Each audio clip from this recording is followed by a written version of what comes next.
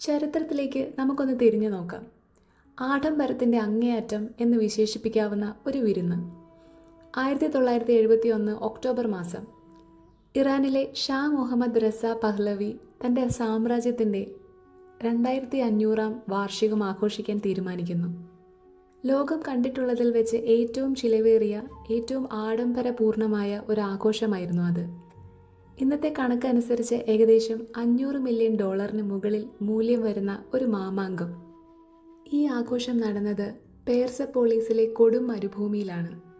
വെറുമൊരു മരുഭൂമിയെ ഷാ ഒരു സ്വർഗമാക്കി മാറ്റി.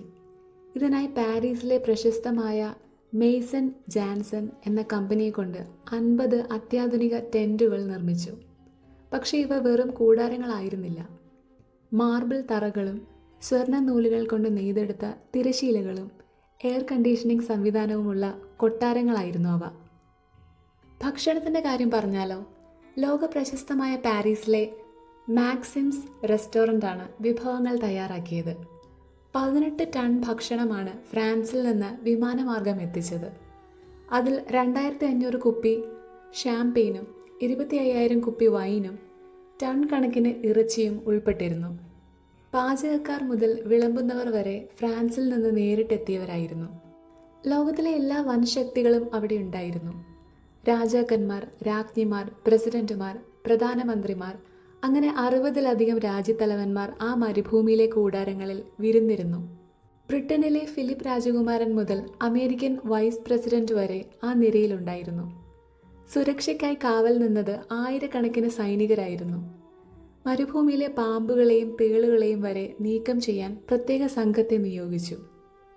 എന്നാൽ ഈ ആഡംബരത്തിന് പിന്നിൽ മറ്റൊരു വശമുണ്ടായിരുന്നു. ഇറാനിലെ സാധാരണ ജനങ്ങൾ പട്ടിണിയിലും ദാരിദ്ര്യത്തിലും കഴിയുമ്പോഴാണ് ഷാ ഇത്രയും പണം ദൂർത്തടിച്ചത്.